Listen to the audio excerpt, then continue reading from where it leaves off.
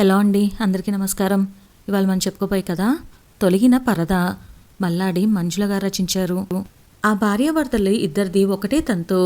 ఉదయం హడావిడిగా వెళ్ళటం, ఏ రాత్రికో తిరిగి వచ్చి ఏదో తిన్నామనిపించటం, అర్ధరాత్రి దాకా ల్యాప్టాప్లు సెల్ ఫోన్లు పట్టుకు కూర్చోవటం, ఉదయం లేచి మళ్ళీ పరుగులు తీయటం. ఒకవేళ మాట్లాడుకుంటే లోన్లు, కొత్త విల్లాలు కొనటం గురించే. ఆవిడ వాళ్ళ ఇంటికి వచ్చి 4 రోజులైంది. ఆ తంతు చూశాక ఇక విసుగొచ్చి ఇక నేను బయలుదేరతాన్రా అంది. అప్పుడు బయటకొచ్చింది అసలు విషయం. అదేమిటంటే, గుర్తుందిగా, ఈరోజు మధ్యాహ్నం మా అత్త ఊరి నుండి వస్తుంది. స్టేషన్కు 1 గంటకల్లా వెళ్ళి పిక్ చేసుకోవాలి. ఆఫీస్కి వెళ్ళే హడావిడిలో పెదవులకు లిప్స్టిక్ వేసుకుంటూ అంది నిఖిల భర్తతో. ఆ అలాగే అని టైంకు ముందుగా నాకు మెసేజ్ ఇవ్వు. పని హడావిడిలో ఉంటే మర్చిపోతానేమో అన్నాడు. అంతే హడావిడిగా అమిత్ కావాల్సినవన్నీ సర్దుకుంటూ. సరే అమిత్, నేను బయలుదేరుతున్నా, రాత్రికి కలుద్దాం అంటూనే హ్యాండ్ బ్యాగ్ భుజానికి తగిలించుకుంటూ ఇంట్లో నుంచి బయటపడింది నిఖిల. అరే అత్త, ఇంట్లో ఉన్న విషయమే మర్చిపోయాను. తొందరగా ఇంటికి వెళ్ళాలి. రాత్రి 7 గంటలు దాటిన తర్వాత గడియారం వంక చూస్తూ అనుకున్నది నిఖిల. మధ్యాహ్నం అమిత్ తన మేనత్తను ఇంట్లో ఒంటరిగా వదిలి వచ్చిన విషయం అప్పుడే ఆమెకు గుర్తొచ్చింది. నిఖిల ఇంట్లో అడుగు పెట్టేసరికి 8 గంటలు దాటింది. ఏమనుకోకత్తా, ఆఫీస్లో ఆలస్యమైపోయింది. నిన్ను ఒక్కదాన్నే ఇంట్లో ఉంచాల్సి వచ్చింది. మేనత్తనే చూసి నొచ్చుకుంటూ ఆమె చేతులు పట్టుకొని ఆప్యాయంగా చెప్పింది. మళ్ళీ తనే, మధ్యాహ్నం సరిగ్గా భోజనం చేశావా? నా వంట అంత గొప్పగా ఉండదు. కనీసం నువ్వు కాఫీ అయినా కలుపుకొని తాగావా? వంటింట్లో అన్నీ నీకు చూపించిరమ్మని అమిత్కు చెప్పాను. ముందు నీకు తినటానికి ఏమైనా చేస్తానుండు. అవును, నీకు రాత్రిళ్ళు పలహారమేగా అంటూనే ఫ్రిడ్జ్ దగ్గరకు వెళ్ళింది నిఖిల. ఉండవే, నీ హడావిడి బంగారంగానో. అబ్బాయి చూపించాడులే.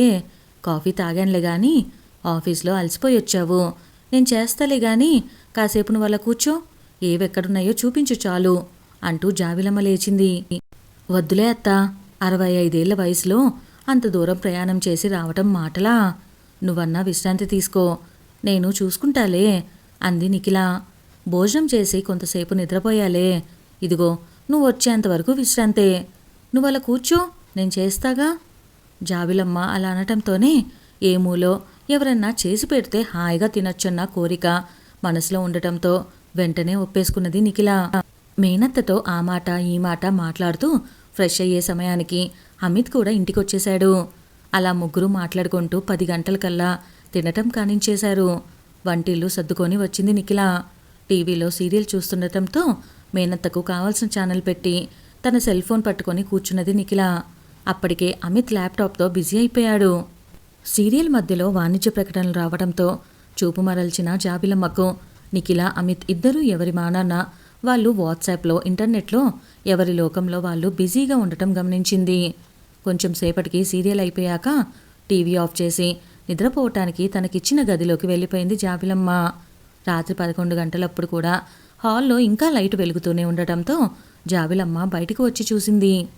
నిఖిల, అమిత్ చెరొక ల్యాప్టాప్ తీసుకొని చూసుకుంటూ తమలో తామే నవ్వుకోవటం కనిపించింది. ఇంకా పడుకోకపోతే రేపెలా ఆఫీస్కి వెళ్తారా అని అనాలని నోటిదాకా వచ్చినా అనటం సరికాదనిపించి మౌనంగా తిరిగి తన గదిలోకి వెళ్ళిపోయింది. జాబిలమ్మకు ఉదయాన పెందలాడే నిద్రలేచే అలవాటు. 6 గంటలకల్లా మెలకు వచ్చేసింది ఆమెకు. నిఖిల, అమిత్ గాఢ నిద్రలో ఉన్నట్లున్నారు. గది తలుపు వేసే ఉంది. వాకిట్లో ఉన్న పాల ప్యాకెట్ తెచ్చి కాఫీ కలుపుకొని తాగింది. స్నానం కానించి దేవుడి పూజ పూర్తి చేసేసరికి 8 గంటలైంది. అప్పటికి మిగతా వాళ్ళ గది తలుపు మూసే ఉండటంతో ఏం చేయాలో తోచలేదు జావిలమ్మకు. ఇద్దరూ ఆఫీస్కి వెళ్ళాలి కదా, ఇంకా లేవకపోతే ఎలా అనుకున్నది. ఇంతవరకు వంట మొదలు పెట్టనే లేదు. పని మనిషి ఎప్పుడొస్తుందో తెలియదు. పోనీ తనేమన్నా చేద్దామంటే తనకి కొత్తే. ఆలోచనలతో మరో 15 గంట గడిచిపోయింది. నిఖిల అప్పుడే ఆవలించుకుంటూ నైట్ డ్రెస్తో గదిలోంచి బయటికి వస్తూ, పని మనిషి ఇంకా రాలేదా అత్త అని అడిగింది. నేను అదే చూస్తున్నా. చొరబడి ఏమన్నా చేద్దామనుకుంటే నాకు ఇల్లు కొత్తాయే అంది. వస్తుందిలే, కంగారు పడకు అంది నిఖిల బ్రష్ మీద పేస్ట్ వేసుకుంటూ. బ్రష్ చేసుకోవటం అయిపోయేసరికి ఆమె కోసం కాఫీతో సిద్ధంగా ఉంది జాబిలమ్మ. కాఫీ తాగటం పూర్తయ్యాక అప్పటికీ ఇంకా పని మనిషి రాకపోవటంతో కంగారు మొదలైంది నిఖిలలో. జాబిలమ్మ వంట చేస్తుంటే ఆమెకు సాయం చేస్తూనే పని మనిషి కోసం మాటిమాటికి వాకిలి వైపు చూస్తుంది నిఖిల. వంట టిఫిన్ పూర్తి చేసేలోపే వచ్చింది పని మనిషి. ఆమెను కేకలు వేస్తూ స్నానానికి వెళ్ళింది నిఖిల. ఈలోగా అమిత్ కూడా నిద్రలేచి ఆఫీస్కి వెళ్ళటానికి ఆలస్యం అయిపోతుందన్నట్లు హడావిడి పడటం మొదలుపెట్టాడు. 10 గంటలకల్లా అమిత్ నిఖిల దాదాపు పరిగెత్తున్నట్లే ఆఫీసులకు వెళ్ళిపోయారు. జాబిలమ్మ ఇంట్లో మళ్ళీ ఒంటరిగా మిగిలిపోయింది. రాత్రి 8 కల్లా జాబిలమ్మ వేడిగా బజ్జీలు సిద్ధం చేసి ఉంచింది. నిఖిల ఇంటికి రావటంతోనే ఆకలిగా ఉందని గబగబా బజ్జీలు తినేసి మేనత్తతో మాట్లాడుతూ కూర్చుంది. అమిత్ వచ్చేసరికి 9 దాటింది. ఇక 10 అయితే గాని భోజనాలు పూర్తవలేదు. ముందు రోజులాగానే జాబిలమ్మ టీవీ చూసింది. అమిత్ నిఖిల ఒకరికొకరు మాట్లాడుకోకుండా ఎవరి మానాన వాళ్ళు తమ ఫోను ల్యాప్టాప్లతో గడపటం సీరియల్ చూస్తున్నంతసేపు గమనిస్తూనే ఉంది జాబిలమ్మ. నిద్ర మధ్యలో మెలకువ వచ్చి లేచి చూస్తే నిఖిల తన మానాన తాను టీవీ చూస్తుంటే అమిత్ ల్యాప్టాప్ చూసుకుంటూ కనిపించాడు. మర్నాడు ఉదయం కూడా అమిత్ని క్రితం రోజులానే ఆలస్యంగా లేవటం, హడావిడిగా ఆఫీస్కి పరుగులు తీయటం జాబిలమ్మ చూస్తూనే ఉంది. పని మనిషి మాత్రం ఆ రోజు ముందుగానే వచ్చింది.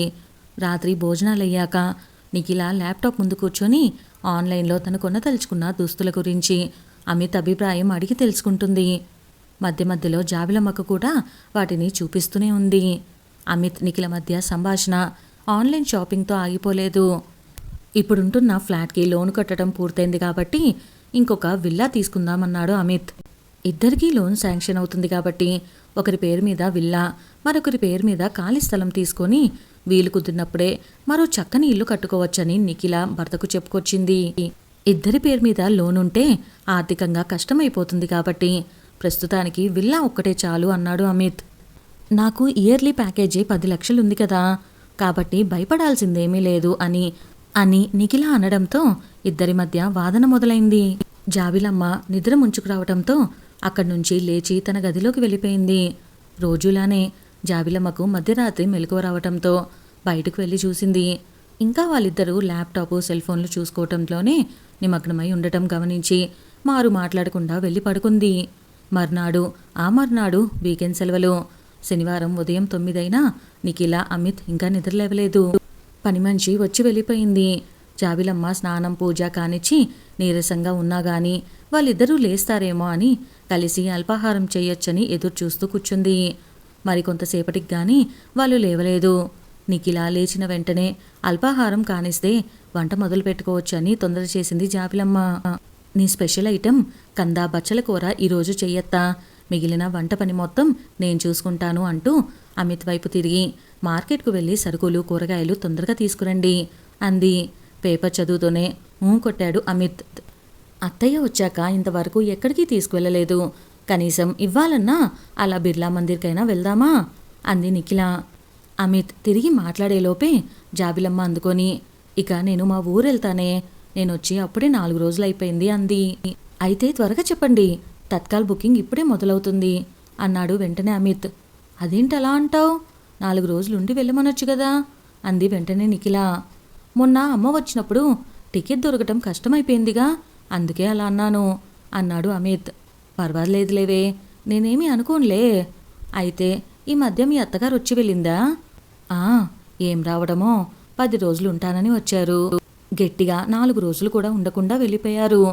ముందుగా బుక్ చేసుకున్న టికెట్ని పట్టుబట్టి క్యాన్సిల్ చేయించుకొని మళ్ళీ టికెట్ కొనిపించుకొని వెళ్ళింది అంది నిఖిల గునుపుగా. 10 రోజులు ఉండామని వచ్చి 4 రోజుల్లోనే తిరిగి వెళ్ళిపోయిందంటే అనుమానించాల్సింది నిన్నే.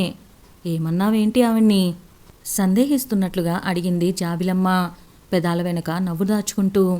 అయ్యో అత్త, నా మీద అలాంటి నిందలు వేయకు, నేనేమీ అనలేదు. పైగా 4 రోజులన్నా ఉండకుండా అప్పుడే వెళ్ళడమేమిటి అత్తయ్య గారు అన్నాను. మేనత్త మాటలకు నొచ్చుకుంటూ చెప్పింది నిఖిల. అవునండి, నిఖిల తప్పేం లేదు. మా అమ్మే ఇక్కడుంటే ఏం తోచట్లేదంటూ పెట్టే సర్దుకు కూర్చుంది. భార్యను సమర్థిస్తూ అన్నాడు అమిత్. కోడల్ని ఏమీ అనదు, కన్న కొడుకే కాబట్టి ఏ ఆక్షేపణలు ఉండవు. అయినా 10 రోజులు ఉండాలని వచ్చి ఆవిడ 4 రోజుల్లోనే ఎందుకు వెళ్ళిపోయిందో మీరిద్దరూ ఎప్పుడైనా ఆలోచించారా?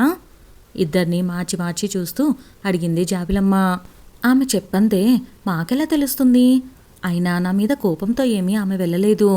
పైగా ఆమె ఉంటేనే మాకు వేలకు పనులన్నీ పూర్తవుతాయి. కడుపు నిండా రుచికరమైన ఆహారం తినటంతో సహా అన్నీ చక్కగా సమయానికి అమర్చి పెడతారు అత్తయ్యగారు అంది నిఖిల తనదేమీ తప్పు లేదన్నట్లు. అవునండి, నిఖిల అమ్మనేమీ అనలేదు అన్నాడు భార్యకు వత్తాసుగా. వెళ్తూ వెళ్తూ ఆమె ఏమీ చెప్పలేదు. మీ పనుల్లో పడి మీరే ఆలోచించలేదు అంతే కదా. అయితే నాకు తెలిసింది చెప్పమంటారా? వాళ్ళని సూటిగా చూస్తూ అడిగింది జాబిలమ్మ. చెప్పమన్నట్టు తలూపారు అమిత్ నిఖిల. చెప్పిన తర్వాత నన్ను తప్పుగా అనుకోవద్దు, పెద్దదానిని కాబట్టి చెబితే బాగుంటుంది అనిపించింది అంటూ ప్రారంభించింది. చిన్నతనంలో పెద్దవాళ్ళు కథలు చెబుతూ ఉంటే వినటానికి రెడీ అయినట్టుగా ఆమె ఎదురుగా కూర్చున్నారు ఇద్దరూ. చూడండి, మీరింకా చిన్నపిల్లలేం కాదు. ఒకళ్ళు చేసి పెడితే తినటానికి, తర్వాతి తరానికి మీరే పనులు చేసి పెడుతూ ఉండవలసిన వయస్సు. జాబిలమ్మ ఉపోద్ఘాతం సరిగ్గా అర్థం కానట్టు ముఖం పెట్టారిద్దరూ. అదేనర్రా, మీ పిల్లలకు పనులు చేయాల్సిన వయసు మీది. కానీ పిల్లల ఊసే ఎత్తరు. నేను వచ్చిన రోజు నుండి చూస్తున్నా కదా, ఎంతసేపటికి ఏదో తిన్నామనిపించటం, ఆఫీసుకు వెళ్ళటం రావటం, వచ్చిన దగ్గర నుండి మళ్ళీ ఆ టీవీలోనో సెల్ ఫోన్లోనో లేకపోతే అదేంటి అదే ల్యాప్టాపో పెట్టుకొని కూర్చోవటం. ఇక సెలవు రోజుల్లో సినిమాలకో షికార్లకో. మీ సరదాలే మీవి తప్ప ఎప్పుడన్నా ఏమన్నా ఇద్దరూ మాట్లాడుకున్నారా అంటే అవి డబ్బులు లెక్కలే. సొంత అపార్ట్మెంట్లో ఉంటూనే మరో సొంత స్థలమో విల్లానో వీలైతే ధైర్యం చేసి రెండూనో కొనేయాలని ప్రణాళికలు వేసుకోవటమేనా? కష్టపడి సంపాదించుకుంటున్నారు, కాదనట్లేదు. చిన్న వయసులోనే ఆర్థిక స్తోమత పెంచుకోవటం తప్పు అని ఎవరూ అనరు. మీ కష్టాన్ని మెచ్చుకొని తీరవలసిందే. మేమంతా కోరుకునేది అదే. కానీ అదే పరుగులాటలా మిమ్మల్ని మీరే మర్చిపోతూ మీ పెద్దవాళ్ళ ఆశలను మర్చిపోతున్నారు అంటూ 2 నిమిషాలు చెప్పటం ఆపింది జాబిలమ్మ. వాళ్ళకి ఇక్కడ ఏం తోస్తుందని ఉంటారు చెప్పండి? పొద్దస్తమానం మీకు కావలసినవి చేసిపెట్టి మీ ఇంటికి కుక్క కాపలాగా వచ్చేది. వాళ్ళకి వాళ్ళ కొడుకు ఎన్ని ఆస్తులు కూడబెట్టాడనే దానికన్నా కొడుకు రక్తం పంచుకుపుట్టిన వారసుల్ని చూస్తేనే ఎక్కువ ఆనందపడతారు. అదే నిజమైన సంపదగా భావిస్తారు. అంతేగాని మీకు సంపద ఎంత ఉన్నా అందులో నుంచి మీ పైసా ఆశించరు. నేను చెప్పింది మీకు సరిగానే అర్థమైందనుకుంటా. ఇద్దరూ కన్నార్పకుండా ఆమెనే చూస్తున్నారు. మీరా పొద్దున పోయి రాత్రికొస్తారు. పగలంతా ఒంటరిగా బిక్కుబిక్కుమంటూ ఈ ఇంట్లో పడి ఉండే దానికంటే అదే ఇంట్లో పిల్లలుంటే ఎన్ని రోజులైనా ఆనందంగా కాలక్షేపం చేస్తారు. అయినా నిఖిలా, ఇప్పుడు నీ వయసెంత? నాకు తెలిసినంత వరకు నీకు 30 దాటినయ్యి. ఇంకా నీకు పిల్లల గురించి ఆలోచన లేదు. ఇప్పటికైనా ఆ విషయం మీద దృష్టి పెట్టకపోతే ఎలా? ఎంతసేపు ఆస్తులు రెట్టింపు చేసుకోవటం మీదేనా ఆలోచనలన్నీ? మీ తల్లిదండ్రులకు మీరు సరైన వయసులో పుట్టారు కాబట్టే వాళ్ళు మీ అవసరాలన్నీ చూడటానికి సిద్ధంగా ఉన్నారు. అయినా నీకు అమ్మే ఉంటే ఇలా చెప్పాల్సిన అవసరం నాకు వచ్చేదే కాదు. అలాంటివన్నీ ఆమె చూసుకునేది అంటూ నిఖిల వంకే చూస్తూ ఆమె చేతిలో చెయ్యి వేసింది అనునయంగా జాబిలమ్మ. మాకు పిల్లలు లేరని మా అత్తగారు ఎప్పుడూ ఏమీ అనలేదత్తా అంటూ ఆగింది నిఖిల. ఏమంటుందే?